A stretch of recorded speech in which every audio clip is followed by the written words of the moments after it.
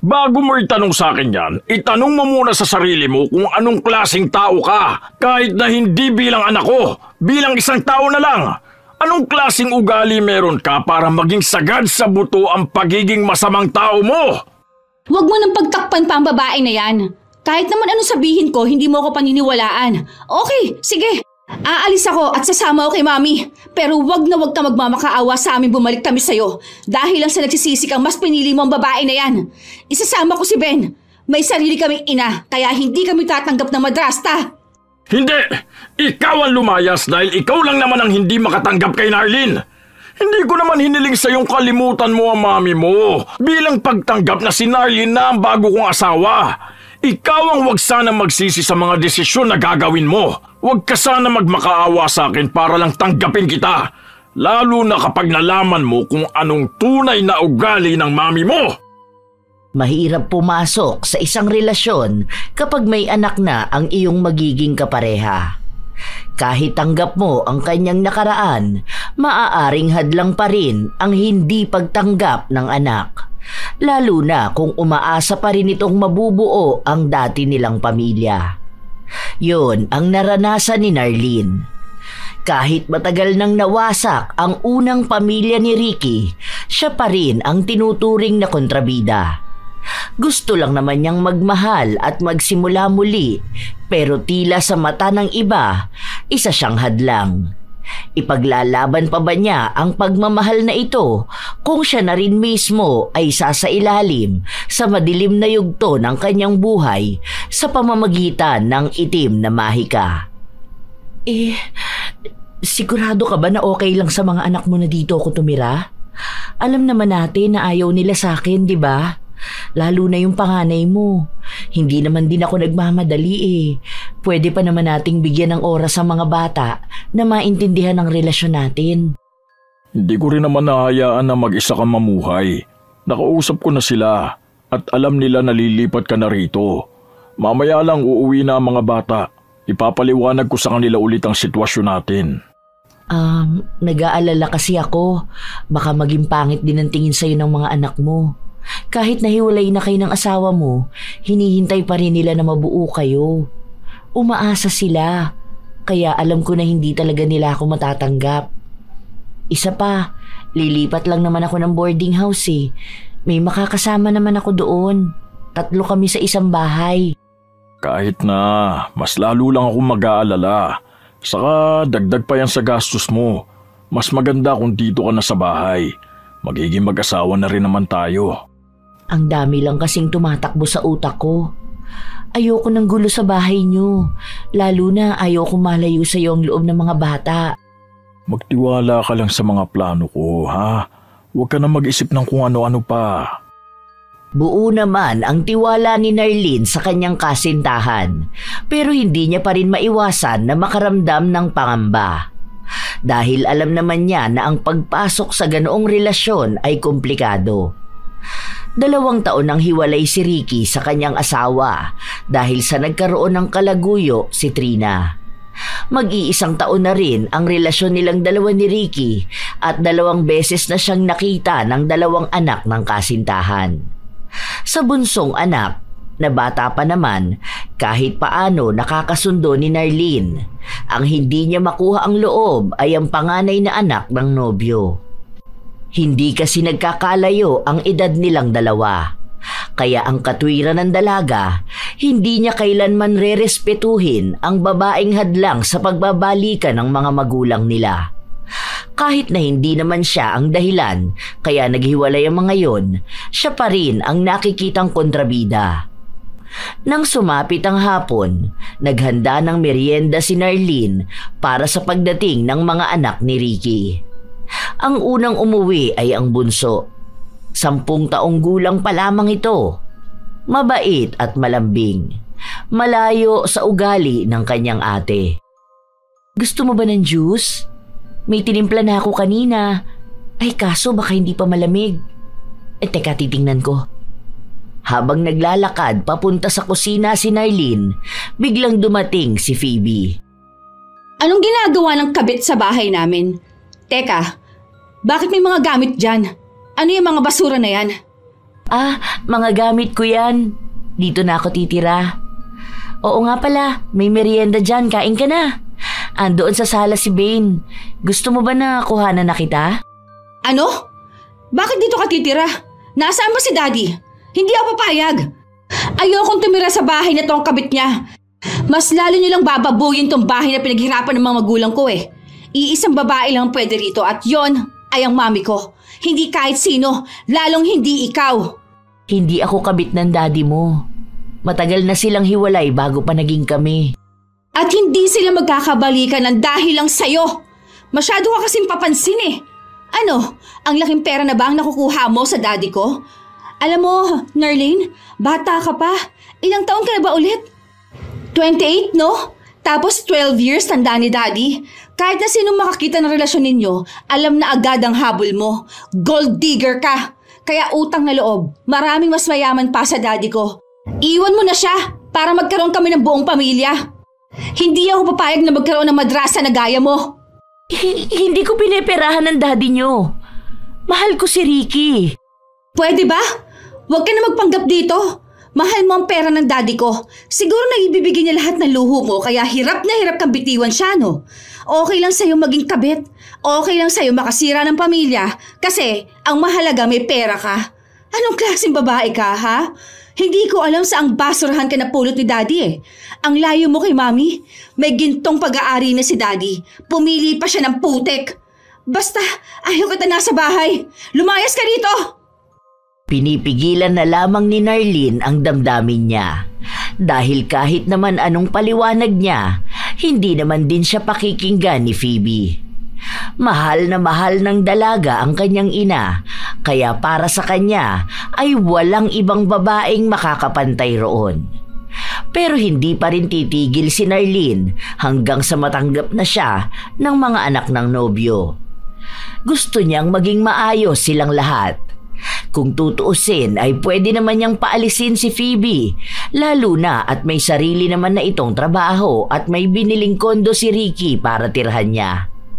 Sadyang ayaw lang ni Phoebe na iwan ang kanyang kapatid at ama dahil iniisip niya na baka tuluyan nang masira ang kanilang pamilya kapag bumuo na ng sariling pamilya sina Narlene at Ricky.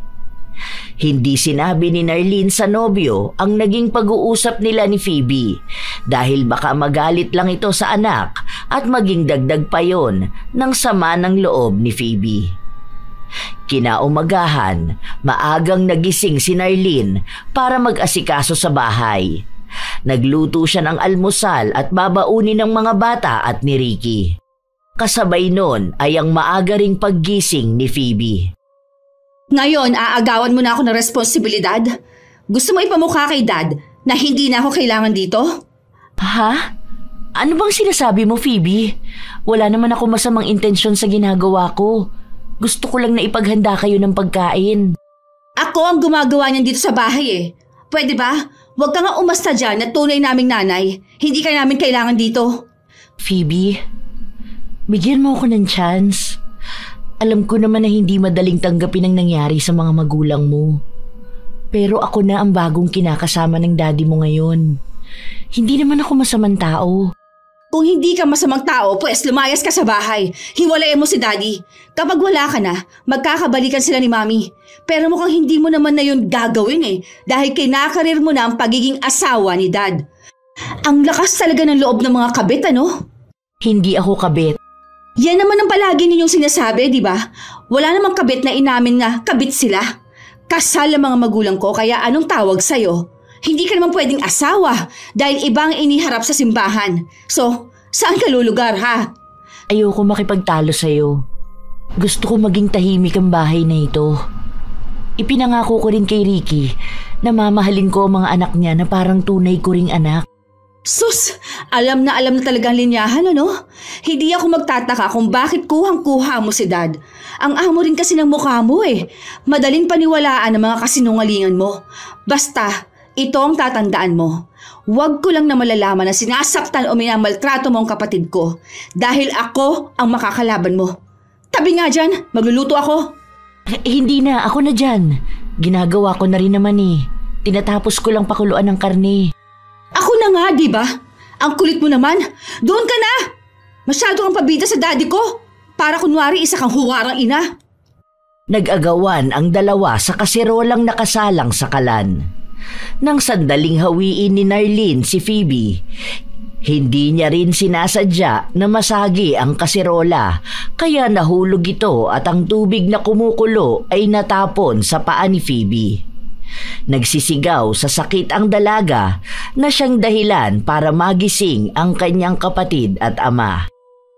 Anong nangyari sa'yo, anak? Halika, dadaling kita sa ospital.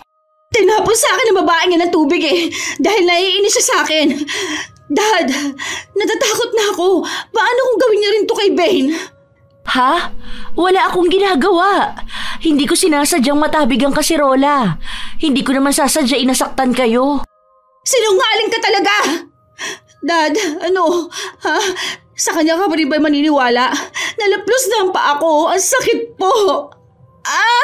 Aray ko! Daddy! Ang sakit po! Mahal, dito ka na lang muna para may kasama si Bane. Dadaling ko lang sa ospital si Phoebe. No, Dad! Huwag mo ipagkatiwala si Bane sa babae na yan.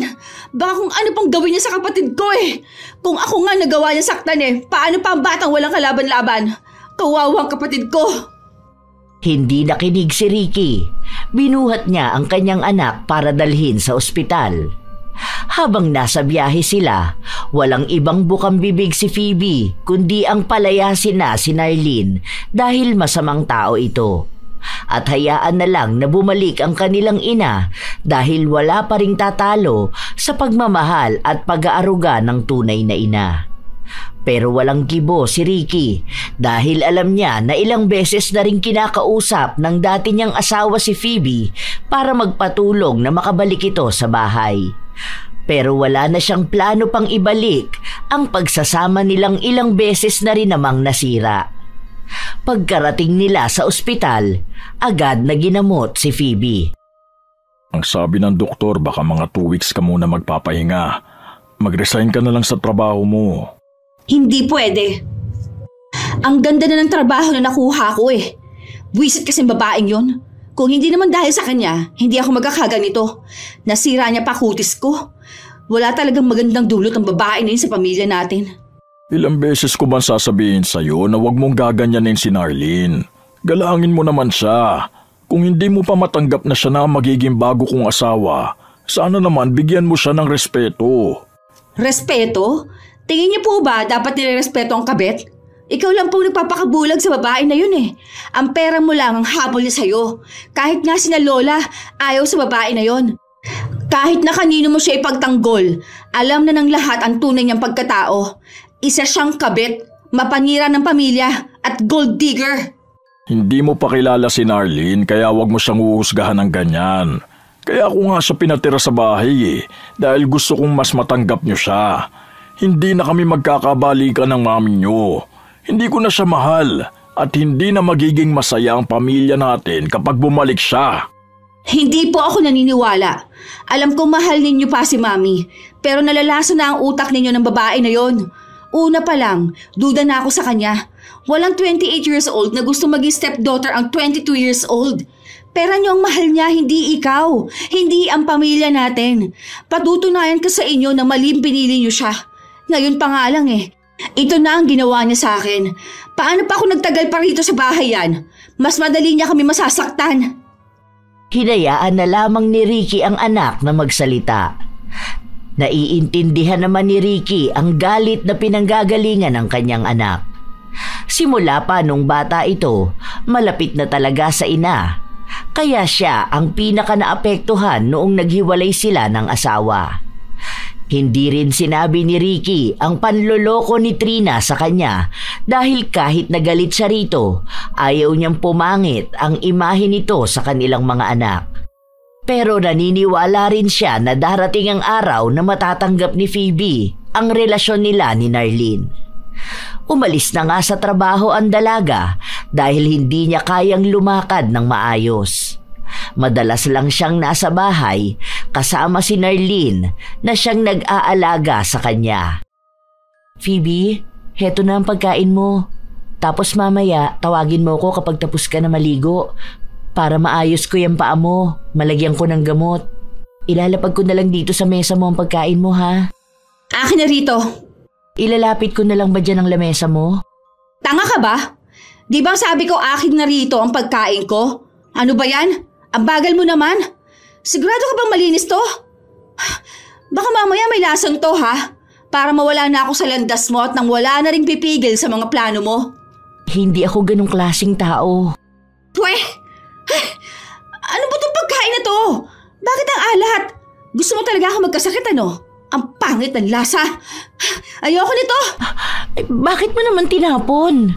Ano bang pakialam mo, ha? Pera mo ba ang pinambili ng pagkain na yan? Linisan mo na yan. Baka lang gamin ako dito sa kwarto. Ayusin mo pagbibigay sa akin ng pagkain, ha? Gusto ko yung masarap ang pagkakaluto. Wala ka talaga sa mami ko. Hindi na kumibo si Narlene. Yumuko siya para pulutin ang pagkain na ikinalat ni Phoebe. Habang nakayuko si Narlene, ipinatong naman ng dalaga ang paa nito sa kanyang ulo. Sinisipa-sipa pa siya nito. Oh, magreklamo ka ba? Sige, magalit ka sa akin ngayon. Ipakita mo ang tunay mong ugali. Nakakabastos lang kasi ang ginagawa mo. Hindi mo dapat pinapatungan ng paa mo ang ulo ng sino man. Pagrespeto na lang yun sa tao. Wala akong respeto sa'yo. Hindi ka kasi dapat nirerespeto. Bilisan mo na nga, nagugutom na ako eh. Bilis! Bilis! Pagsilbihan mo ako, alipin! Sana naman sa susunod, matuto ka namang makiusap sa isang tao. Kahit wag mo na ako tingnan bilang bagong ilaw ng tahanan na to. Sana naman makita mo ko bilang isang tao. Ano? Gusto mo pang magdrama dyan? Wala akong pakialam kung natatakpakan ko ang pagkatao mo. Ganun naman talaga mga basahan, di ba? Inaapak-apakan lang. Hindi ka naman tao sa mata ko eh. Dahil isa kang dyablo na mapanira ng pamilya. Kaya hindi mo ako madadaan sa mga paawa mong ganyan. Dahil kung ang daddy ko nadala mo sa ganyan, ibahin mo ko. Hindi lahat sa bahay na ito mauuto mo. Sige na! Ikuha mo na ako ng pagkain ko. Taga-silbi ka lang naman dito eh. Kumirot ang dibdib ni Narlene sa mga salitang iyon na narinig niya. Sa unang pagkakataon, nakaramdam siya na nanliliit siya sa kanyang sarili. Naging mas malala pa ang pakikitungo sa kanya ni Phoebe. Pinaparamdam sa kanyang hindi siya tanggap sa bahay nila kahit na maayos naman ang pakikitungo ng bunsong anak ni Ricky. Ang plano talaga ni Phoebe ay gawing impyerno ang buhay niya para siya na mismo ang umalis at lumayo sa kanila. Ikaw, huwag mong tatawaging mamang babaeng yon ha. Kapag ikaw isinumbong ko kay mami, yari ka talaga. Kailangan tulungan mo ko na pahirapan siya. Ipakita natin sa kanya na hindi siya makakaramdam ng katahimikan at kapayapaan sa bahay na to. At ipakita rin natin kay Daddy na hindi siya ang babaeng dapat na nasa bahay na to. Tandaan mo mga sinabi ko sa'yo ha. Umapila si Bane. Sinabi niya na mabait naman talaga si Narlene. Inaalagaan siya, ipinagluluto ng pagkain at kapag hindi siya nakakatulog ay tinatabihan siya nito. Mga bagay raw na hindi naman ginagawa ng mami nila. Ayaw ni Phoebe ang ganoong salita dahil nawawala na siya lalo ng kakampi sa bahay nila. Kapag sinabi ko na magagalit ka sa kanya, magagalit ka! Ako ang ate mo kaya pakinggan mo ko! Kung gusto mo makasama si mami, dapat kakampi kita. Nakakainis ka na eh. Kaunting utulang sa'yo, bumibigay ka na. Yan, tama lang yung mga palo ko sa'yo. At itong tatandaan mo ha, huwag mong sasabihin kay Daddy na sinasaktan kita. Lahat to kay Narlene mo isisisi ha. Nagmamakaawa na ang kapatid ni Phoebe sa pagpalo niya rito. Natigilan lang siya nang mabali na ang hangir. Para hindi nga magsalita si Bane, pinagbantaan niya ulit ito. Kung ano-anong mga panakot ang sinabi niya. Nang kinagabihan, habang naghahapunan sila, napansin ni Ricky ang mga pasa na nasa braso ng bunso niyang anak. Ano nangyari sa'yo? Natumba ka ba? Ano, may masakit ba sa'yo? Teka, ano yan? Bakit may mga pasa ka? Ang dami! Meron pa sa likod mo! Hindi lang yan basta natumba. Mukhang binugbog siya. Walang hiya ang gumawa niyan sa'yo ah. Alam kong ikaw yan, Narlene. Buisit kang babae ka? Anong karapatan mo saktan ng kapatid ko, ha? Ano ba, Phoebe? Bitiwan mo ang buhok ko. Nasasaktan ako. Hindi ko alam kung anong sinasabi mo. Hindi ko sinasaktan si Bane. Hindi ko kayang gawin yun. Talagang itatanggi mo pa, ha? Nakikita na nga sa katawan ng bata ang mga marka. Ito na nga bang sinasabi ko eh. Kapag wala si Daddy, kung ano-anong ginagawa mo sa kapatid ko.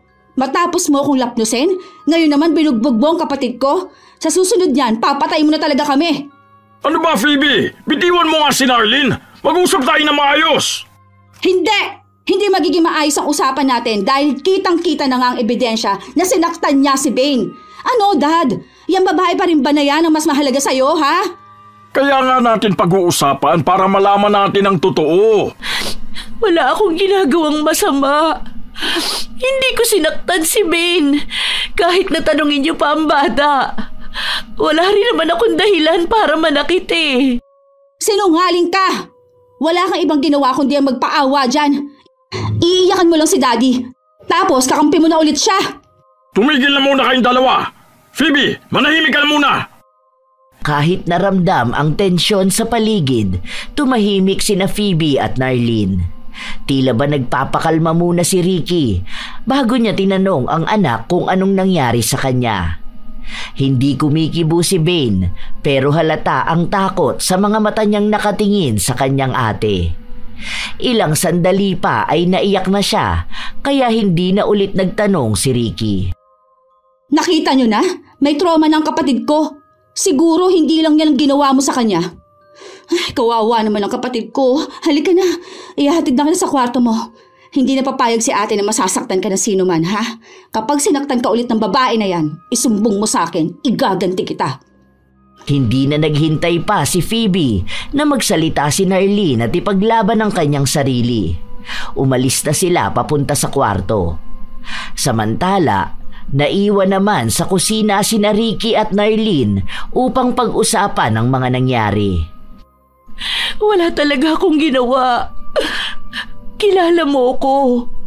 Kahit na kailan hindi ko nagawang manakit ng kahit na sino. Lalo na ang mga anak mo. Hindi ako ang gumawa nun kay Bane. Hindi ko na alam ang nangyayari. Kung hindi ikaw ang gumawa nun, sino? Hindi naman ako sinasagot ni Bane dahil alam ko na takot ang bata. Pinagdududahan mo na ba ako? Hindi ako ganong klaseng tao. Hindi ako katulad ng mga madrasta na nananakit ng anak ng asawa nila. Hindi ko yun kayang gawin. Magpahinga na muna tayo. Ang daming tumatakbo sa isip ko ngayon. Naiwan si Narlin sa kusina. Mag-isang umiiyak. Hindi na niya kinakaya ang stress ng pananatili niya sa loob ng bahay na yon at ang pakikisama kay Phoebe. Halos isang buwan na rin silang nakatira sa iisang bahay at walang araw na hindi siya nahihirapan. Pero iisa lang ang gusto niyang patunayan, na mahal niya si Ricky kaya handa niyang tiisin ang lahat. Habang umiiyak si Narlin, naglilinis din siya ng kusina. Ang daming pagkain na nasayang dahil hindi sila masyadong nakakain lahat. Ilang sandali pa, dumating si Phoebe. Ano? Hindi mo na ba kaya? Kung may awa ka pa sa sarili mo, umalis ka na ngayon na. Kaunting kahihiyan na lang din. Hindi ako aalis. At talagang antigas ng mukha mo? Ano pa bang kailangan kong gawin para lumayas ka rito, ha?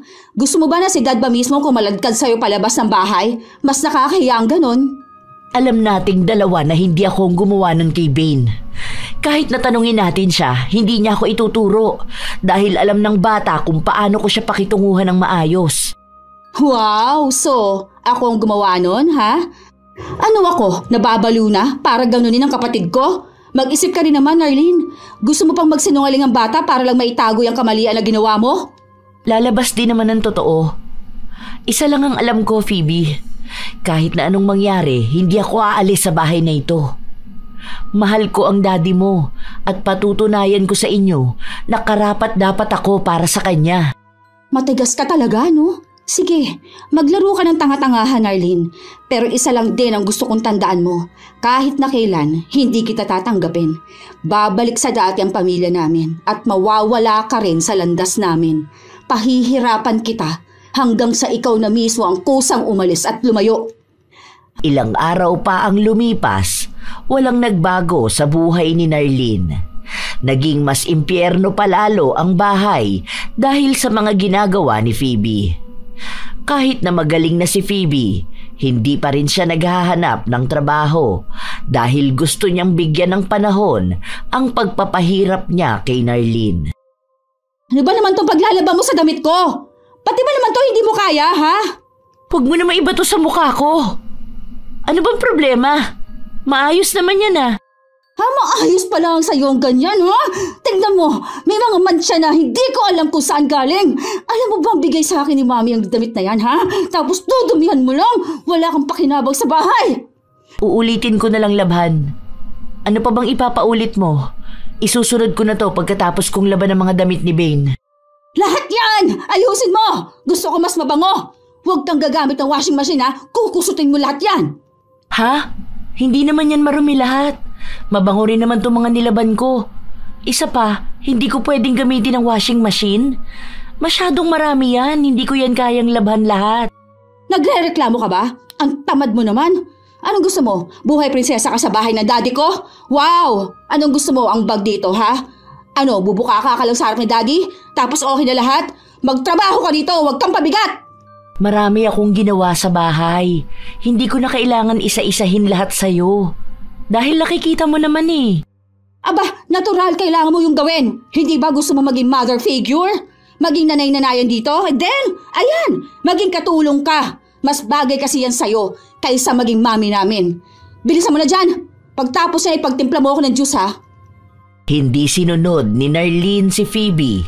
Kinuha niya lang ang isang damit na ibinato kanina sa mukha niya at iyon ang nilabhan. Matapos nun ay naglinis pa siya ng bahay. Hindi nawawala ng kalat dahil panay ang pagtatapon ng kung ano-ano ni Phoebe. Mahaba naman ang pasensya ni Narlene pero hindi na talaga niya kinakaya ang ginagawa ng dalaga. Gusto na niya itong isumbong kay Ricky. Mahal, huwag ka sana magagalit sa akin ha. Kasi may napapansin talaga ako kay Phoebe. Ayoko na sana tong sabihin sa'yo eh. Pero kasi sobra naman na ang ugali niya. Minsan gusto ko siyang disiplinahin. Kaso baka kasi magalit ka sa akin. Bakit naman ako magagalit sa'yo? Kilala mo naman yun. Kahit na simpleng disiplina lang, ginagawa niyang mas malala. Alam ko na iba ang magiging kwento kapag ikaw na ang kausap niya. Mahal, asawa na kita. Hindi man tayo kasal. Hindi pa, pero ikaw na ang katuwang ko sa buhay. Kailangan mo maging ina sa kanila. Kahit pa hindi nagkakalayo ang edad niyo ni Phoebe, ikaw na ang bahala sa pagdidisiplina sa kanya. Marami ako inaasikaso marami akong trabaho. Hindi ko kayang maharap lahat ng problema pati sa bahay. Ikaw bilang asawa ko, sa'yo ko na inaasa ang lahat. Pero please, huwag mo lang silang sasaktan. Kumukuha pa ng pagkakataon si Narlene kung paano niya nga ba didisiplinahin si Phoebe. Nagiging mas malala na kasi ito lalo sa bahay. Isang gabi, habang naghahapunan sila, biglang may tumawag kay Ricky. Ilang minuto rin siyang kausap yon hanggang sa bumalik siya sa kusina at sinabi na aalis siya ng halos 1 linggo dahil may kailangan siyang ayusin sa trabaho. Oh, kayong tatlo lang ang maiiwan dito ha? Phoebe, please naman. Huwag mo namang awayin ng mama nyo. Ikaw Ben, pakabait ka ha? Aral mabuti. Kapag balik ko, lalabas tayong lahat. Anong sabi mo? Mama? Mama namin yan? Yak! Hindi ganyang kababang babae magiging mama namin, no? Iisa lang ang mama namin at si Mami yun. Trina ang pangalan niya, hindi Chip na Narlene. Oh, hindi pa ako umaalis, ganyan ka na. Mahal, sana masabaan mo pa ang pasensya mo sa kanila ha. Naniniwala ako na kaya mo silang alagaan. Ikaw na ang bahala sa kanila. Oo naman, mahal. Magiging maayos lahat dito sa bahay. Oo nga pala, Phoebe. Ikaw na ang maghugas ng plato ngayong gabi, ha? Tutulungan ko mag-impake ang daddy nyo. Ano? Inuutusan mo ba ako? At bakit hindi? Bilang isang anak, dapat marunong ka sumunod sa magulang mo. Kaunti lang naman ang huhugasan mo eh. Ganap na ganap ka ngayon sa harapan ni Daddy ha? Hindi ko yung gagawin. Wala kang karapatan na utusan ako. Gawin mo na lang, Phoebe. Hindi ka naman mamamatay kung susunod ka sa utos sa'yo eh. Simula ngayon, dapat masanay na kayo na tawaging mama si Narlene. Ayokong maririnig na tatawagin niyo lang siya sa pangalan niya. Bilang respeto yun sa kanya. Grabe, hindi ko tanggap to. Hindi ako papayag na ganito na lang talaga ang pamilya natin. Nababalo ka na sa babae na yan, Dad. Sundin mo na lang kung anong inuutos niya sa'yo. Pakiramdam ni Phoebe na wala na siya ng kakampi sa bahay nila. Tuluyan na ngang nakuha ni Narlene ang kanyang ama at ang kanyang kapatid. Kahit na anong pagalit ni Phoebe kay Bane, tanggap na nito ang bago niyang ina-inahan. Kahit nagigil na sa galit si Phoebe, sinunod niya pa rin ang utos ng paghuhugas ng plato dahil nagalit na sa kanya ang ama. Pinaparinig niya talaga ang pagdadabog niya para maramdaman ni Narlene ang mas malalim na galit na nararamdaman niya. Samantala, si Narlene naman ay nag-aalala sa mga nangyayari. Alam niyang babawi sa kanya si Phoebe, lalo na kapag wala ang ama nito. Mas madaling magagawa ng dalaga ang mga gusto niyang gawin. Mahal, nakatulala ka naman dyan. Ano bang iniisip mo? Nag-aalala ka ba sa pag-alis ko? Oo, lalo na sa mangyayari sa amin ni Phoebe. Alam kong napahiya siya sa pag-uutos ko sa kanya, tapos nagalit ka pa nung ayaw niyang sumunod. Baka naman magalit ang anak mo sa'yo. Alam mo naman na ayaw ko mangyari yun, di ba? Baka sa halip na lumapit ang loob nila sa akin, lalong lumayo. Si Bane, di ba mahal na mahal ka na rin niya?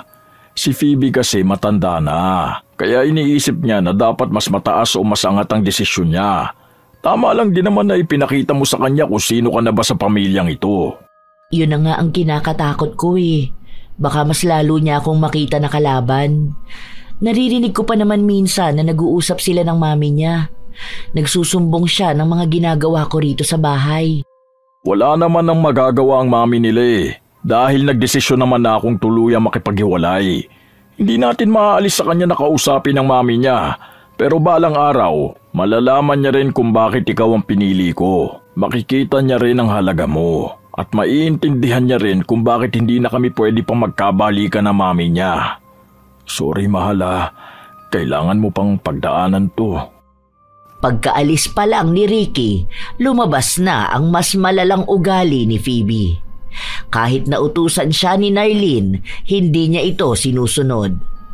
Isang beses, pinapasok niya sa bahay nila ang kanyang ina at sinabi na doon na siya matulog hanggat hindi pa nakakauwi ang kanilang ama.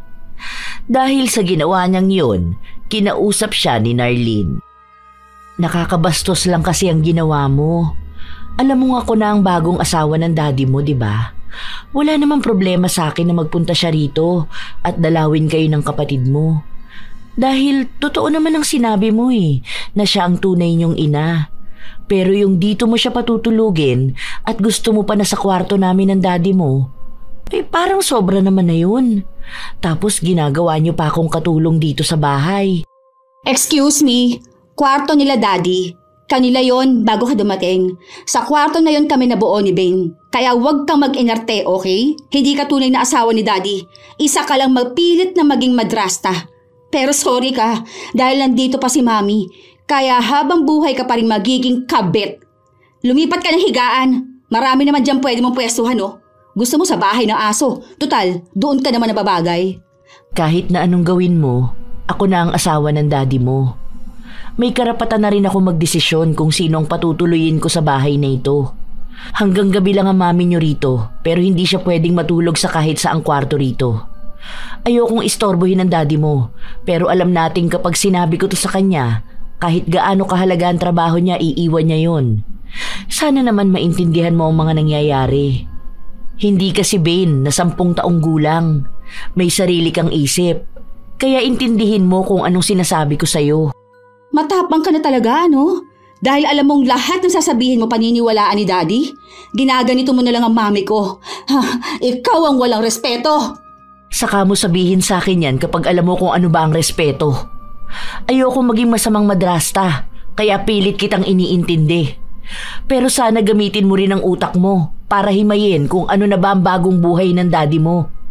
Kung gusto mong makasama ang mami mo, pwede ka namang sumama sa kanya. Hindi kita pinipigilan. Pinapalayas mo ba ako sa bahay ng daddy ko? Kung yan ang pagkakaintindi mo. Makakabawi rin ako sa mga ginagawa mo sa akin ito. Tandaan mo to, Narlene. Makikita rin kitang maghihirap at kapag nangyari yon, ako nang magiging pinakamasayang tao sa mundo. Hindi lang palabas sa paghihirap mo ang gusto ko makita. Pati na rin ang pagkasira mo ng bait. Habang nakikitang bumabalik si daddy kay mami at nagiging masaya na ulit ang pamilya namin, hindi kita kailanman kaaawaan. Hindi ko naman hihilingin na kaawaan mo ko. Dahil ngayon, mas napagtatanto kong mas nakakaawa ka. Dahil hindi ka napalaki ng maayos ng pinagmamalaki mong ina. Sana nga, huwag ka magsisi sa mga desisyong pinaglalaban mo. Lalo na kapag nalaman mo ang katotohanan kung bakit talaga naghiwalay ang mga magulang mo. Ayaw nang magsalita pa ni Narlene dahil baka makapagsalita siya ng mga bagay na hindi niya na dapat pang sabihin. Hindi pa rin naman nakinig sa kanya ang dalaga. Pinatuloy pa rin ito ang ina sa bahay nila at sa iisang kwarto sila natutulog. Pinagpaplanuhan na rin nila kung paano ba nila mapapalaya sa bahay si Narlene. Hindi sapat ang pagpapahirap ni Phoebe dahil nagiging matapang si Narlene. Sa paglipas ng mga araw, nagmistulang katulong si Narlene sa bahay nila. Pinagsisilbihan niya maging ang dating asawa ni Ricky. Naging mas magulo pa ang buhay nang dumating ito. Phoebe, pwede bang linisin niyo naman yung mga kalat niyo? Nanlilimahid na sa tiles sa mga pagkain at patak ng mga inumin. Ang dami pang mga basura sa paligid. Ano, ganyan na lang ba kayo ng mami mo? Mas mabuti pa si Bane, alam ang responsibilidad sa buhay. Natigilan sa pagsasalita si Narlene matapos siyang sampalin ni Trina. Hinila pa ang buhok niya at sa sakit ay napaluhod siya. Pinagsabihan siya nito na sa susunod ay huwag niyang pagsasalitaan ng ganon ang anak niya dahil baka hindi siya makapagtimpi ay kung anong magawa sa kanya. Bitiwan mo nga ako! Wala akong masamang sinabi! Gusto ko lang maging responsable rin siya pagdating sa bahay! Masyado siyang makalat! At talagang mas matapang ka pa sa mami ko? Hindi ka talaga nakikinig, no? Hindi siguro sapat ang isang sampal. Ayan, dagdagan ko pa. Ano bang problema niyo? Maayos naman ako nakikipag-usap sa inyong dalawa! Wala si daddy kaya hindi ka makakapagdrama, okay? Wala kang kakampi sa bahay na to. Imposible namang kampihan ka ni Bane, di ba? Kaya ayan, tama lang na maging panlampaso ka sa sahig dahil dyan ka nababagay. Isa ka lang basahan! Pinagtulungan ni Trina at Phoebe si Narlene. Inilalampaso ang mukha niya sa sahig at pinagsisipa rin siya. Nanlaban si Narlene pero higit na mas malakas ang dalawa kaya wala na siyang nagawa kundi ang umiyak. Ilang sandali pa, hindi nila inaasahan na biglang dumating si Ricky. Walang hiya kayo? Anong ginagawa niyo kay Narlene? Itigil niyo yan! Ano ba, Trina? Daddy, mabuti na lang dumating ka. Alam mo ba na binabastos ng babae na yan si Mami? Dad, ipagtanggol mo naman kami. Ipagtanggol? Nakita ko mismo ang ginawa niyo kay Narlene. Isa pa, anong ginagawa ng babaeng yan dito, ha? Hindi ba sinabi ko nang wag na yan makakatapak pa ulit sa pamamahay ko? Dad, bahay din ni Mami to. Dapat ang paalisin mo ay yung sampid na babae na yan. Ayaw namin ni Bane na magkaroon ng madrasta. Ang gusto namin yung tunay na ina. Please naman, Dad, pakinggan mo naman kami mga anak mo. Kung gusto mong makasama ang mami mo, lumayas ka rito kasama niya. Wala kang karapatan saktan si Narlene. Lumayas kayo rito! Mahal, kumalma ka na muna. Hindi ako kakalma. Hindi ako papayag na sasaktan kanila ng ganyan. Ikaw naman, Phoebe, hindi ka ba talaga marunong gumalang, ha? Hindi kita pinipilit na tanggapin si Narlene.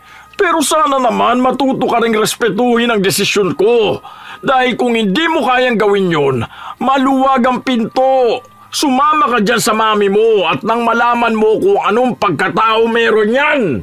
Talagang mas pinipili mo ang babae mo kaysa sa anak mo, Dad? Handa mo akong palayasin para lang makasama mo siya? Anong klaseng ama ka? Bago mo itanong sa akin yan, itanong mo muna sa sarili mo kung anong klaseng tao ka. Kahit na hindi bilang anak ko, bilang isang tao na lang. Anong klaseng ugali meron ka para maging sagad sa buto ang pagiging masamang tao mo? Huwag mo nang pagtakpan pa ang babae na yan. Kahit naman anong sabihin ko, hindi mo ko paniniwalaan. Okay, sige. Aalis ako at sasama ako kay Mami. Pero wag na wag kang magmamakaawa sa amin bumalik kami sa'yo. Dahil lang sa nagsisisi kang mas pinili mong babae na yan. Isasama ko si Ben. May sarili kaming ina kaya hindi kami tatanggap ng madrasta. Hindi! Ikaw ang lumayas dahil ikaw lang naman ang hindi makatanggap kay Narlin. Hindi ko naman hiniling sa iyong kalimutan mo ang mami mo bilang pagtanggap na si Narlin na ang bago kong asawa. Ikaw ang wag sana magsisi sa mga desisyon na gagawin mo. Wag ka sana magmakaawa sa akin para lang tanggapin kita. Lalo na kapag nalaman mo kung anong tunay na ugali ng mami mo. Nagmalaki si Phoebe. Umalis nga siya kasama ang kanyang ina at lahat ng sisi at galit ay kay Narlin na tuon. Si Ricky na ang naglinis ng mga kalat na naiwan habang si Narlin naman ay nakaupo lang. Ilang beses siyang nagtangka na tulungan si Ricky pero hindi siya hinayaan na kumilos. Lalo pa at may iba pa siyang galos sa kanyang katawan. Nang matapos si Ricky, agad silang nagtungo sa kwarto. Tulog na pala si Bane. Mabuti na lang hindi niya naabutan ang nangyari kanina. Naaawa ako sa bata. Kung ano-anong kaguluhan na lang ang nakikita niya. Gamutin na muna natin ang sugat mo. Paano na si Phoebe? Baka magalit na ng tuluyan sa'yo ang anak mo at isipin na pinabayaan mo na talaga siya. Bakit hindi mo sinabi sa akin na nagpupunta rito si Trina? Hinayaan mo pang saktan ka. Dapat ipinagtanggol mo sarili mo. Namimihasa na si Phoebe sa ginagawa niya eh. Akala niya hindi ko malalaman na siya ang bumugbog sa kapatid niya. Si Bane mismo nagsumbong sa akin at natatakot siya sa mga pagbabanta sa kanya ng ate niya. Ano? Ibig sabihin, binugbog niya ang kapatid niya para lang isisi sa akin? Bakit naman gano'n na lang ang galit sa akin ni Phoebe? Maayos naman ako makitungo sa kanya. Dahil nalaso na ng nanay niya ang utak niya. Mas maganda nga nakasama niya na yun para makita niya kung anong klaseng babae yun. Ewan ko na lang kung kayanin niya ang buhay kasama yun. Pero paano na yan? Paano nga kung hindi niya kaya? Mataas pa naman ang pride nun. Kapag may nangyari sa kanya, sa akin niya isisisi. At baka mas malala na sa'yo pa siya lalong magalit. Ayokong maging ganun ang pamilya mo. Sisisihin ko ang sarili ko kapag pati mga anak mo mawawala na rin sa'yo. Huwag mo sisihin ang sarili mo dahil desisyon niya yon. Siya lang ang nakakaalam ng mga bagay na gagawin niya sa buhay niya. Mas mainam nga para naman malaman niya kung hanggang saan ba siya dadali ng pride niya. Hindi pa rin nawawala ang pag-aalala ni Narlin kay Phoebe.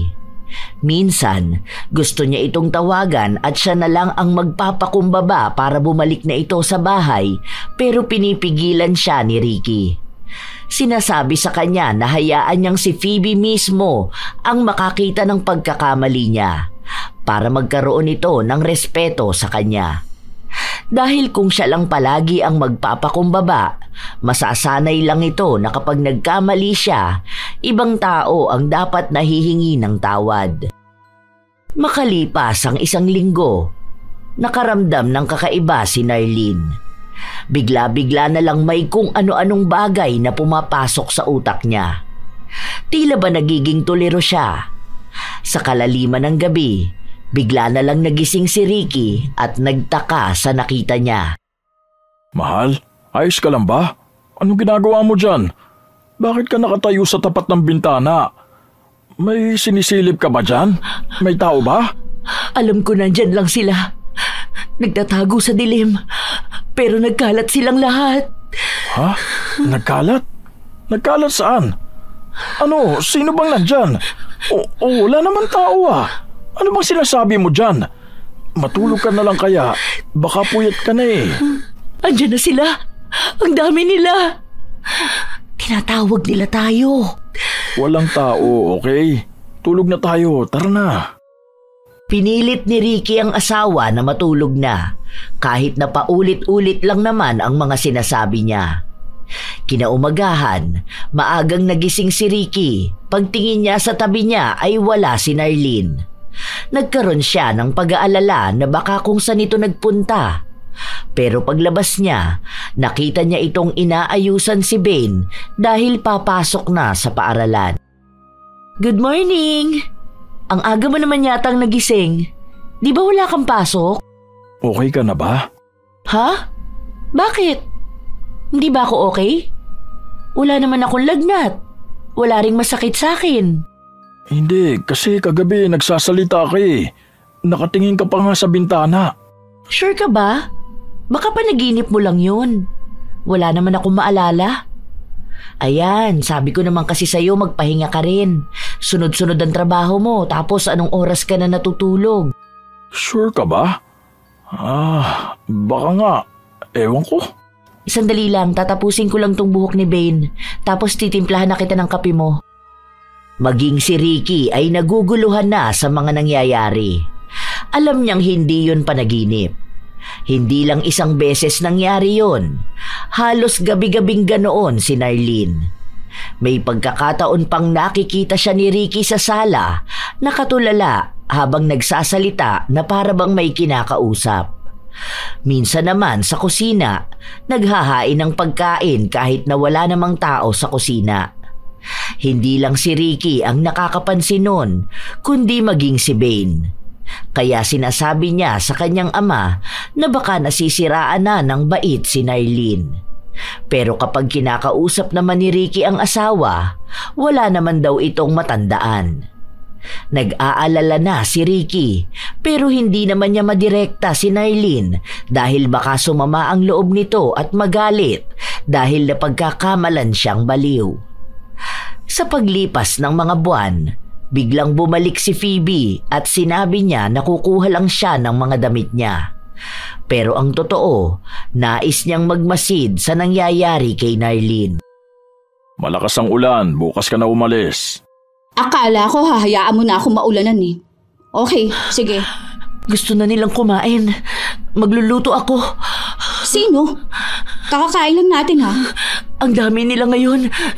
May mga bagong dating. Ha? Anong pinagsasabi niyang asawa mo, Dad? May nakikita ba siyang hindi natin nakikita? Tara na, mahal. Pumasok na tayo sa kwarto. Matulog na tayo. Magagalit sila sa akin. Dapat natin sila bigyan ng pagkain. Nagugutom silang lahat. Wag tayong aalis. Natatawa si Phoebe habang nakikita niyang nawawala sa sarili si Narlene. Kinabukasan, maayos na naman ito, nakakausap ng matino. At kapag sinasabi ang ginawa niya, wala siyang maalala. Nakiusap pa si Phoebe sa kanyang ama na kung pwedeng manatili muna siya roon kahit na 2 araw pa para makasama si Bane. Pero ang totoo ay kinukuhanan niya lang ng video si Narlene kapag nawawala ito sa sarili. Kung noong una, tuwing gabi lang siyang nagsasalita mag-isa, umabot na sa puntong wala nang pinipiling oras o lugar. Alam mo ba kung anong ginawa mo kaninang umaga? Ito lang naman nagwala ka sa gate kasi gusto mong papasukin ng sino mang hindi namin nakikita. Ayan, panoorin mo sa video. Nakakahiya ka at nakakatakot na rin. Si Bane halos ayaw na lumapit sa'yo. Aalis na dapat ako ngayon pero hindi ko magawa dahil ayokong iwan ng kapatid ko kasama ka. Hindi yan totoo. Hindi ko maalala. Bakit ko naman gagawin yan? Ay, abamali ko sa'yo. Baka may lahi kayong baliw o kaya sa sobrang pag-aasam mo ng kayamanan ng daddy ko, nakarma ka na. Panoorin mo, kuha yan mismo sa CCTV sa tapat ng gate. Alam nga namang pekiin ko yan. Ano, mag-aksaya ako ng oras para sa'yo? Bakit wala akong matandaan sa ginawa ko? Hindi ako yan. Hala ka, nababalo ka na, Narlene. Paano na yan? Kahit si daddy nakikita yan. Paano kung bigla ka nalang manakit tapos patayin mo mga tao rito? Kasi nga, hindi mo matandaan ang ginagawa mo. Hala ka. Hindi ako mananakit ng sino man. Hindi ko alam kung bakit ako nagkakaganyan. Hala ka. Basta ako, alam ko na babaliw ka na. Sa totoo lang, takot talaga si Bane sa'yo. Pansin mo naman, di ba? Hindi ka na niya nilalapitan. Minsan nagkukulong siya sa kwarto. Kasi nga, nakikita niya ang mga nangyayari sa'yo. Kung ako sa'yo, umalis ka na sa bahay na to. Lumayo ka na. Karma mo na yan kasi mapanira ka ng pamilya. Wala pa namang atang luna sa kabaliwan kapag karma ang naningil. Gulong-gulo na ang utak ni Narlene dahil hindi lang naman si Phoebe ang nagpatunay na may ganoon siyang ginagawa. Sa paglipas pa ng mga araw, mas lumalala ang nangyayari kay Narlene. Minsan ay lumalabas pa ito ng bahay at sumisigaw at paminsan-minsan pa ay nagwawala. May mga kapitbahay na silang nagsusumbong kay Ricky dahil natatakot na rin sila sa maaaring magawa ni Narlene. Lalo na may mga bata rin sa paligid. Sa mga nangyayari, nakakaramdam ng tuwa si Phoebe dahil alam niyang nagtagumpay na siya. Kaunti na lang ay mapapalayas ng kanyang ama si Narlene. At kapag nangyari yon, makakabalik na ang kanyang ina. Dad, ano pong balak niyo? Dalhin niyo na ang babae niyo sa mental hospital. Nakakahiya na po eh. Kasi yung mga kapitbahay natin, ang dami na nilang sinasabi tungkol sa pamilya natin. Bakit po ba hindi ninyo mabitiwan ng babae na yun? Baliw na siya, Dad. Alam ko na magiging maayos pa naman siya. Ayokong iwan si Narlene. Mahal ko siya at gusto kong samahan siya hanggang sa bumalik siya sa dati. Dad, ano pang dati? Paano kung ganyan naman na talaga siya? Ano, gusto mo talaga na dalhin ng kahihiyan na may lahing baliw ang pamilya natin? Paano kung nagkaroon na kayo ng anak, tapos nahawa na rin sa kabaliwan ng nanay niya? Hindi ba mas kawawa ang bata? Baka po pinapakita na rin sa inyo na hindi talaga nagtatagumpay ang sino mang mapanira ng pamilya. Kung ako po sa inyo, Dad, paalisin niyo na siya. Handa namang bumalik si Mami. Ang hindi nila alam, naririnig na pala ni Narlene ang lahat. Kahit na sobrang hirap at bigat sa dibdib, kailangan niyang magdesisyon. Hindi lang para sa kanyang sarili, kundi para sa kapakanan ng pamilya ng lalaking mahal niya. Kahit na wala siyang maalala sa mga nangyayari sa kanya, sapat na ang mga balita na naririnig niya mula sa iba't ibang tao. Nang gabing yun, naabutan siya ni Ricky na nag-eempake ng mga gamit niya. Oh, anong ginagawa mo, mahal?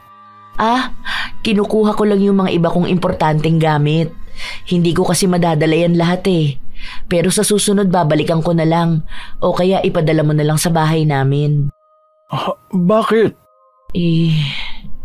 Uuwi na muna ako sa bahay namin. Tama naman si Phoebe. Hindi ako dapat dito sa inyo nakikisiksik.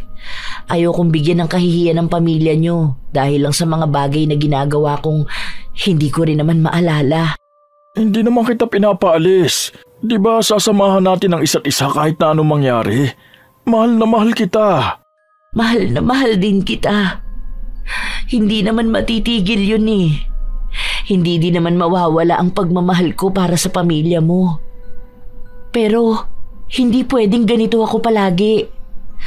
Hindi na maganda para sa mga anak mo.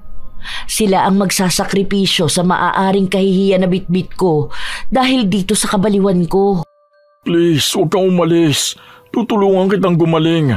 Gagawa tayo ng paraan para gumaling ka. Hindi ako papayag na mag-isa kang haharap sa problemang yan. Magkakampi tayo. Magkasama tayo. Napilit ni Ricky si Narlene na manatili sa bahay. Sinigurado sa kanya na magiging maayos din ang lahat.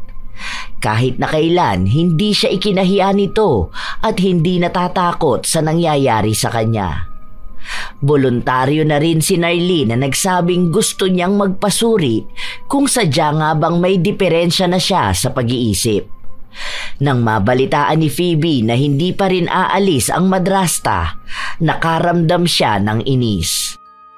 Bakit pa pinaglalaban pa rin ni Dad ang pagmamahal niya sa baliw na yun? Hindi naman niya pinaglaban ng ganyan ng relasyon nila ni Ma'am. Sana tuluyan ng mabaliw ang babae na yun. Mali pa ata ang kulam na pinagawa ko sa kanya. Sa halip na iwan siya ni Dad, mas lalo lang tumatag ang relasyon nila. Ay, kawawa naman ng mami ko. Naghihintay na magkaayos na sila ni Dad. Gagawa ako ng paraan para makabalik si Ma'am. Kung hindi ko mapapaalis si Narlene sa simpleng kulam, gusto ko nalang iparamdam sa kanya na hindi siya mahalaga sa mga tao sa bahay na to. Nagsimula na si Phoebe na gumawa ng plano habang ang kanyang ama naman ay pilit na tinutulungan si Narlene. Pero kahit na anong pagpapagamot ni Narlene, hindi naman siya gumagaling. Mas lalo pa nga siyang lumalala kaya kinakailangan siyang magkulong sa loob ng kwarto para hindi siya makagawa ng kahihiyan sa labas. Dad, may nahanap na ako work. Paano si Bane dito sa bahay? Siguro naman ayaw mo rin siyang ipaubaya sa baliw niya madrasta, no? May kinakausap na akong pwede magbantay kay Bane. Kukuha ako ng yaya. Nakausap ko siya. Ang sabi niya, miss na niya si Mami. Talagang matigas ang puso mo, Dad. Hindi mo na kami pakikinggan? Para saan pa? Na gusto rin naman talaga ni Mami na maalagaan kami. Okay, sige. Hindi ko na ipipilit na magkabalikan kayo. Pero bigyan mo naman siya ng pagkakataon na magpakananay sa amin. Huwag mong ipaubaya kung kani-kanino si Bane. Mas maganda kung si Mami na lang. Kahit magbumukha pang siyang ibang tao sa bahay na to dahil ang babae mong tinatabihan mo gabi-gabi. Nag-usap na sina Ricky at Narlene tungkol sa sinabi ni Phoebe. Noong una, ayaw ni Ricky dahil baka kung anong maramdaman ni Narlene, pero ito na mismo ang nagsabi na tama naman si Phoebe. Mas maganda kung ang tunay nilang ina ang mag-aalaga sa kanila. Kahit naman anong gawin nila, ay may karapatan pa rin si Trina para alagaan ang mga bata. Kinabukasan nun, bumalik si Trina sa bahay pero sa ibang kwarto siya nanunuluyan. Paminsan-minsan ay lumalabas si Narlene ng kwarto pero hindi siya masyadong nagtatagal dahil natatakot siya na baka mawala na naman siya sa sarili. May merienda pala akong ginawa. Kuha na lang kayo sa kusina. May nakatabi na rin para kay Bane. Pakibigay na lang mamaya kapag nakauwi na siya. Hindi ka ba nasasaktan sa mga nangyayari sa bahay na to, ha, Narlene? Andito na si Mami, oh. Nagkikita sila ni Dad. Minsan nakakapag-usap tungkol sa aming mga anak nila. Gusto mo ba talaga na maging komplikado na lang ang lahat sa buhay namin? Wala ka talagang balak na umalis, ha? Masaya ako na nakakasama niyo ang mami niyo. Pero hindi pa rin maaalis ang katotohanan na hiwalay na sila ng daddy mo. Ayoko na makipagtalo pa sa'yo. Hanggang kailan ka sisiksik sa pamilya namin, ha? Manawa ka naman sa ganito. Umalis ka na lang at doon ka sa malayo magpakabaliw. Hindi na nakipagtalo pa si Narlene. Agad siyang pumasok sa loob ng kwarto at doon siya naging mas emosyonal. Hindi siya makakatakas sa sakit, lalo na kung palagi niyang nakikita si Trina. At minsan nakikita niya na magkausap sila ni Ricky. Mukhang sa panay-isip niya ng mga ganong bagay, mas nagiging malala pa ang nararamdaman niyang kabaliwan. Kahit nasa loob siya ng kwarto, doon naman siya nagsisisigaw at nagsasalita sa mga nilalang na siya lang ang nakakakita. Tumagal ng 2 araw na sunod-sunod na hindi siya naging matino. Yun ang pinakamatagal na nangyari sa kanya. Kumakalma lang siya kahit na paano kapag kasama niya si Ricky. Ang ingay na naman ng babae na yun. Rinig na rinig ang boses niya hanggang dito sa sala. Hindi ba napapagod si Daddy na mag-alaga ng baliw? Dapat siyang kinakadena eh. Teka, bakit maingay din sa room ni Mami? May kausap kaya siya dun? Nagtungo ang dalaga sa kwarto ng ina. Inilapit niya ang tenga sa pinto. Naririnig niya ang halinghingan na tila ba may kinikiliti. Kumatok siya at ilang sandali lang bumukas yun. Pero isang lalaki na hindi niya kilala ang bumungad sa kanya. Nagtaka siya pero nagalit lang sa kanya ang ina. Pinakikialaman daw ang ginagawa niya. Ilang araw pa ang lumipas kung sino-sinong lalaki na rin ang pumapasok sa bahay nila at diretso lang yon sa kwarto ng ina. Sa inis ni Phoebe, kinumpronta niya ang ina at sinabi lang sa kanya na nagpapakasaya lang naman siya katulad ni Ricky. Kung si Ricky daw ay pwedeng magkaroon ng babae sa bahay, dapat siya rin pwedeng magkaroon ng lalaki. Mami, kaya nga po bumalik ka rito para maayos ang relasyon ninyo ni Daddy, hindi para maghanap ng iba't ibang lalaki. Ginagawa niyong hotel ang bahay eh. Ano po ba yan? Kaya nga gumagawa ako ng paraan para maghiwalay sila ni Narlene. Simula ngayon, wala na kayong kakausapin na ibang lalaki. Dapat makuha ninyo ulit si Daddy para maging buo ang pamilya natin. Nagalit ang kanyang ina at sinabihan siya na huwag siyang pakialaman sa mga ginagawa niya. Hindi pa rin nakinig si Trina sa anak.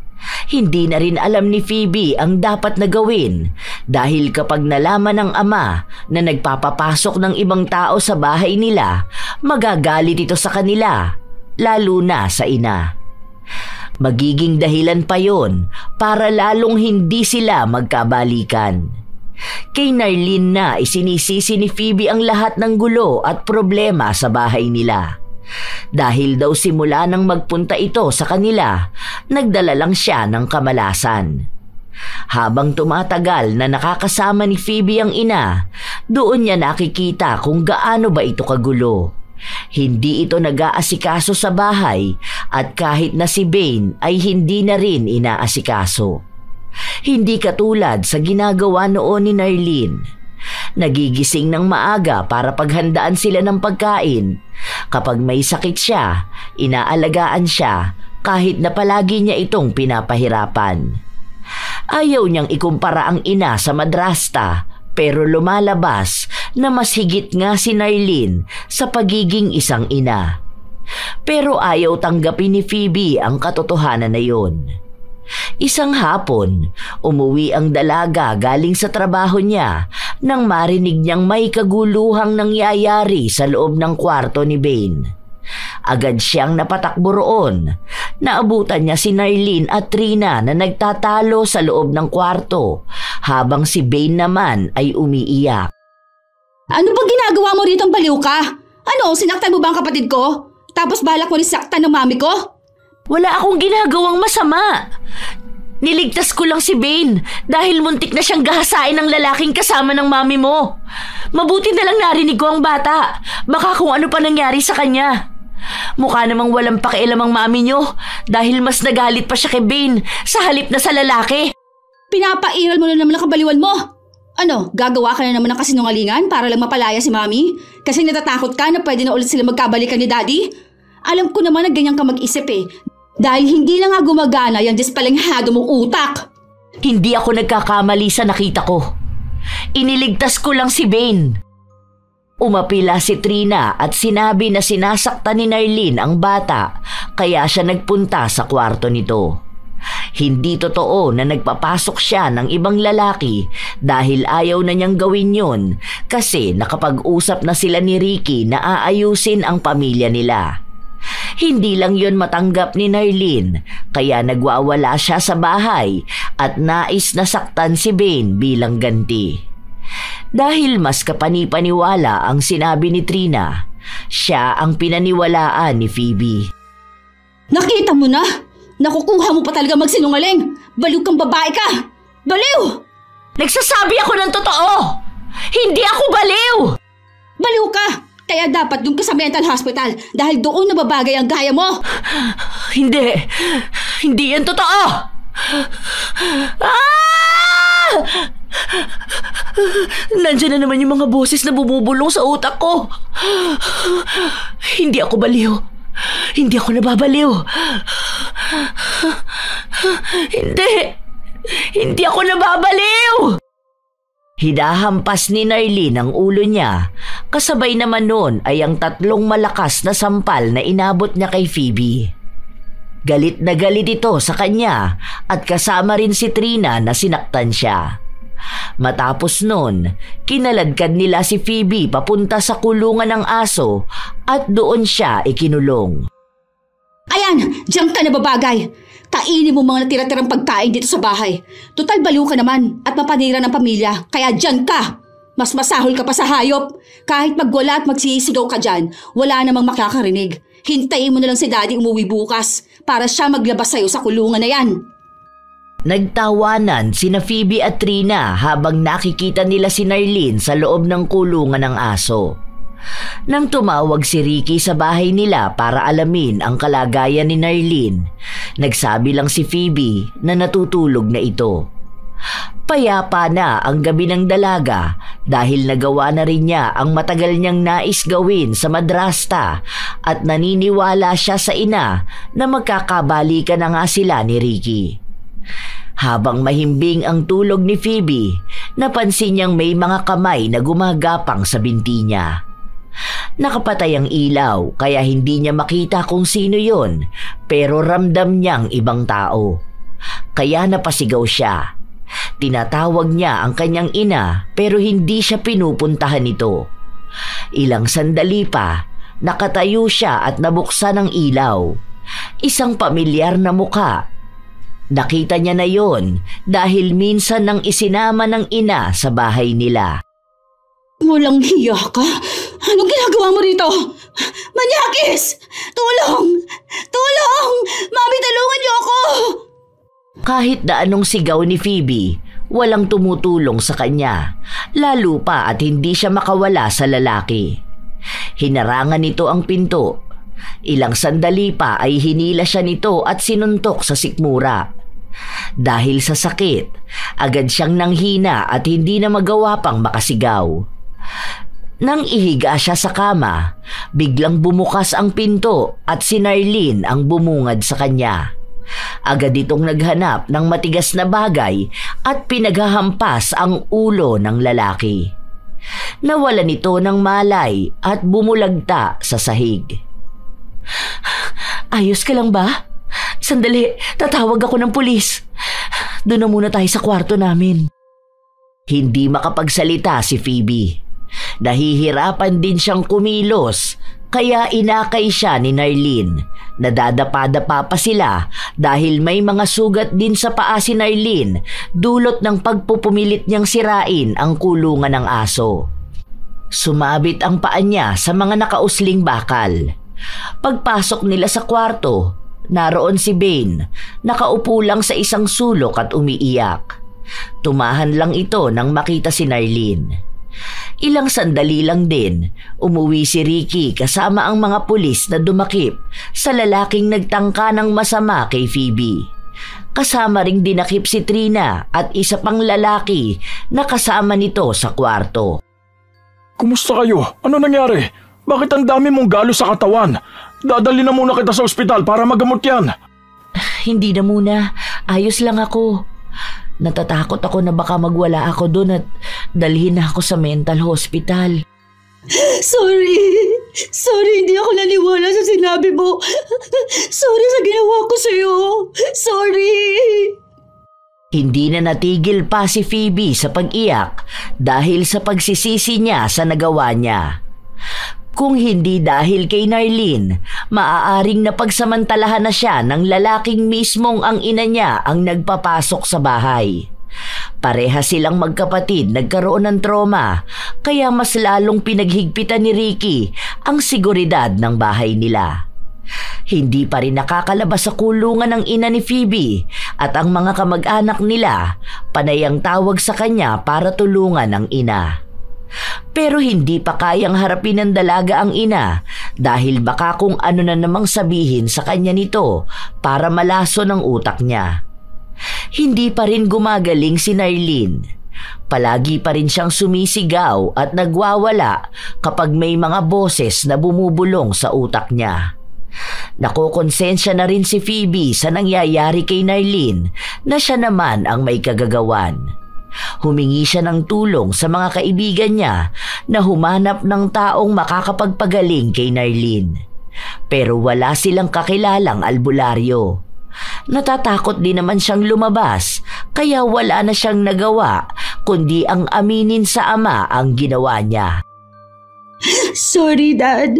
Yun lang kasi ang naisip kong paraan para lumayo na siya sa buhay natin. Nakinig ako sa usig sa akin ni Mami na ipakulam ko na lang si Narlene. Kasi yun lang ang mas mabilis sa paraan para mawala siya sa bahay na to eh. Para kapag nawala siya, magkakabalikan na kayo ni Mami. Ngayon nakikita mo ng resulta ng mga ginawa mo? Pinahirapan mo si Narlene habang pilit mo ipinagtatanggol ang masama mong ina. Sana ngayon maintindihan mo kung bakit ayoko na makipagbalikan sa kanya. Dahil kapag ginawa ko yun, parang hinayaan ko na ring masira ang buhay ng mga anak ko. Ayoko lang siraan ang mami nyo dahil alam kong mahal nyo siya. Sorry, Daddy. Hindi ko na po uulitin. Hindi ko naman alam na ganun pala si Mami eh. Kahit kami mga anak niya, wala siyang pakialam. Sorry talaga, Daddy. Kapag natapos na natin tong problema na to, sana alam mo rin kung kanino ka talaga dapat humingi ng tawad. Sa mga kamag-anak ni Narlene sa probinsya sila humingi ng tulong para maagapan ang kulam na nangyari. Inabot din ng ilang buwan bago siya tuluyang gumaling. Ginawa pa nilang magbiyahe papunta sa probinsya para maging mas maayos at epektibo ang pagsasaalis ng kulam. Nang maging maayos na si Narlene, ipinakita ni Phoebe ang labis niyang pagsisisi sa pagpapahirap dito. Hindi na niya inaaway si Narlene at kapag kailangan nito ng tulong ay tumutulong siya. Mahirap noong una para kay Phoebe na tanggapin na wala na talagang pag-asa ang mga magulang niya. Pero alam niyang magiging mahirap naman ang buhay nila kapag bumalik ang kanilang ina. Oh, ang aga mo nagising. Aalis ka ba? May job interview ako ngayon. Nagluto na pala ako ng almusal. Dapat sinabi mo sa akin kagabi para nakapag-set ako ng alarm ng mas maaga. Good luck pala sa interview mo ha. Daming nangyari no? Pati sa trabaho mo ilang beses ka nag-resign. Kaya nga eh, ako rin naman may kasalanan nun eh. Alam mo na, sa taas ng pride ko, hindi na nakakapag-isip ng tama. Basta lang desisyon, kahit na hindi na pinag-iisipan. Hindi pa ako humihingi ng tawad sa mga nagawa ko sa'yo. Sorry. Alam ko hindi sapat ang sorry lang. Pero sana mapatawad mo ako. Hindi ko nakita na magiging mabuti ka palang asawa at ina. Sorry, hindi ko malang hinayaan na kilalanin ka dahil mas inuna ko pang husgahan ka. Ang mahalaga, natuto ka na sa mga pagkakamali mo. Alam ko naman na mahirap talagang tanggapin na hindi na magkakabalikan ng mga magulang nyo. Pero hindi naman kasi ibig sabihin nun, hindi na rin magiging buo ang pamilya nyo. Hindi ako dumating para sirain yun. Dumating ako para mas lalong magdagdag ng pagmamahal. Ngayon, nakikita ko naman na nagiging maayos na tayong dalawa. Mabait ka rin namang anak. Matigas lang talaga ang ulo. Naguhugas na ako ng plato ha. Nagwawalis na rin. Para hindi ka na ma-stress dito. Mama. Dapat hindi lang simpleng mama ang tawag sa'yo. Yung pangsosyalan na Donya ang datingan. Kaya mama. Nagtawa na ng dalawa habang inuulit-ulit ni Phoebe ang mga salita na yon. Ilang sandali lang din ay nagising na si Bane at nakisali na sa usapan nila. Nang sabay-sabay na rin silang kumain ng almusal, pansin ni Ricky na malaki na ang naging pagbabago sa bahay nila. Mas magaan na ang buhay nila at napupuno na ng tawanan, hindi na panay galit at sigawan. Tanggap na ni Phoebe ang bago nilang ina habang mas pinag-iigihan palalo ni Narlene na maging mabuti. Ilang buwan pa ang lumipas, nagkaroon sila ng pagsasalo dahil isang selebrasyon para sa promotion na nakuha ni Phoebe sa trabaho niya. Mas maganda ang career ko ngayon. Kahit na bago lang ako sa trabaho, ako pa rin ang pinili nila para sa position na yon. Ang ibig sabihin, lilipat na talaga ako ng bahay. Pero okay lang, may nakakasama naman si Bane. At sa susunod, may makakalaro na rin siya. Makakalaro? Oo, magkakaroon na siya ng kalaro dito sa bahay. Teka, buntis ka? OMG! Magkakaroon na kami ng bagong kapatid? Wow! Hindi na ako makapaghintay na mabuhat ng bago naming baby. Hindi lang pala tungkol sa promotion ko tong celebration natin pati na rin sa bagong miyembro ng pamilya natin. Ang saya! Walang paglagyan ang tuwa nila sa sunod-sunod na magagandang balitang dumating. Naging magaan ang buhay nila dahil wala naman na silang bitbit na galit at sama ng loob. Nakalabas na sa kulungan ang ina ni Phoebe at paminsan-minsan ay kinukulit siya nito para makipagbalikan kay Ricky. Pero sinasabi niya lang sa ina na hindi na yun pwedeng mangyari dahil masaya na ang ama sa desisyon na ginawa nito. Nalaman na rin ni Phoebe na ilang beses palang nagloko ang ina kaya sila naghiwalay. Alam din ni Phoebe na hindi na magbabago ang ina dahil naging sakit na nito ang pakikipagkita kung kani-kaninong lalaki. Hindi naman niya ito itinatakwil, pero hindi ibig sabihin na hahayaan niyang maging dahilan ng ina para masira ang pamilyang inayos na ni Narlene. Sa paglipas ng panahon, nadagdagan pa ng 2 ang kapatid ni Phoebe. Naging mas mabuti siyang ate at ni minsan ay hindi niya pinaramdam sa mga ito na magkaiba sila ng nanay. Sadyang may mga bagay lang talagang mahirap tanggapin sa umpisa, lalo na kung usaping pamilya. Wala naman talagang tao na gustong magulo ang pamilya nila. May mga anak na pinapangarap na maging maayos ang mga magulang, katulad ni Phoebe. Pero hindi naman lahat ng nais niya ay maaari pa ring mangyari kung ang kapalit naman ng buong pamilya ay ang miserableng buhay. May mga tao ring nagsisilbing bagong ina sa tahanang hindi naman nila unang binuo, katulad ni Narlene na nagpakaina para sa anak ng iba. Mahirap din para sa kanyang maging pangalawa lang sa pamilya ng minamahal, pero hindi ito naging hadlang para umayaw sa pangarap na pagmamahalan. Sa huli, respeto pa rin at pagtanggap ang siyang magbibigay ng kapayapaan sa kanilang puso, na siyang magdadala rin ng maayos na buhay para sa kanila. May mga bagay na dapat tanggaping natapos na, mga yugto ng buhay na kailangan ng pakawalan upang makapagsimula ng bago. Hindi ibig sabihin na may bago ng asawa ang isa sa mga magulang ay kabawasan na ito sa pagmamahal para sa anak, sapagkat ang pamilya ay hindi lang nasusukat sa dugo, kundi sa malasakit at pag-unawa. Sa buhay, may mga bagay na hindi kontrolado tulad ng pagkakaroon ng bagong pamilya. Kaya piliing tumanggap, magmahal at bumuo ng bagong ugnayang may respeto. Hindi hadlang ang pagiging madrasta kung bukal sa puso ang intensyon.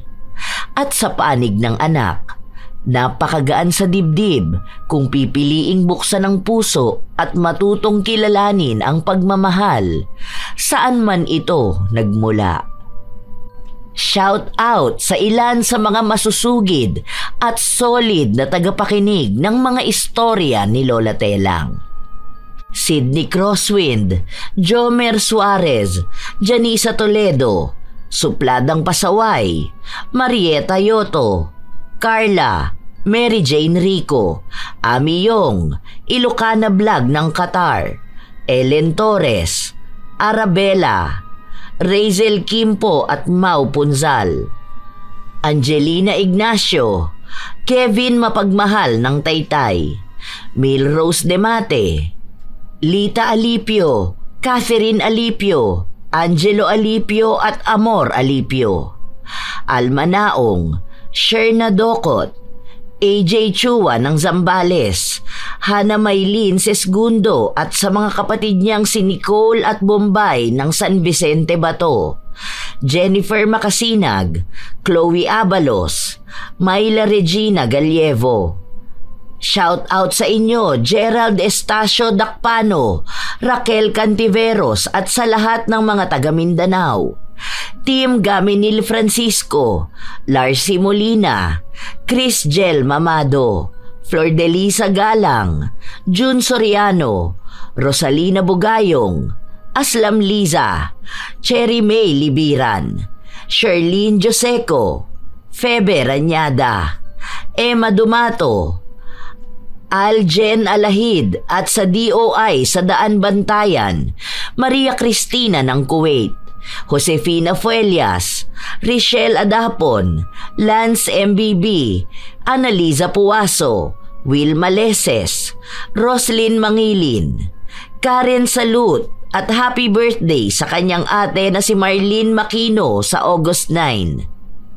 Salamat sa inyong pakikinig, Evelyn Abong Carbakil, Celestina Sigua, Jessica Rojas, Gladys de los Santos, Annalisa Malatbalat, Carmela Landayan, Hermo, Rachel Whitney, Lynn Hasigawa, Kimpoy Feliciano, Jenny Suzuki, Martina Angdasan, Lydia Lopez, Maymay Paul, Leonisa Cobo, Sally G, Jovita Camarao, Aileen, Pamela Agasang at sa kanyang ate na si Saudia Mary Marquez ng Paranaque.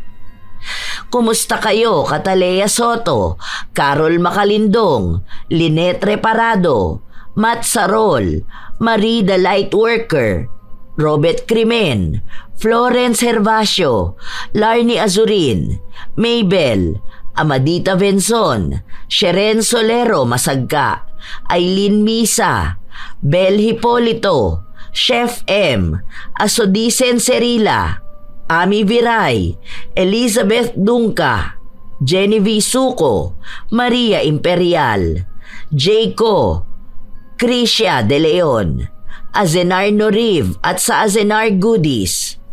Shoutout din sa inyo, Razon Yao, Zane Axel Ranada, Yenski at sa mama niya na si Alice Monsalud at sa anak niyang si Prince Berlin Monsalud, Nancy Makasakit, Mel G. Tupal, Maris Channel 4553, Chris Lawrence Villanueva, Wilma Cruz, Jepoy Belarmino at Arvin Mating.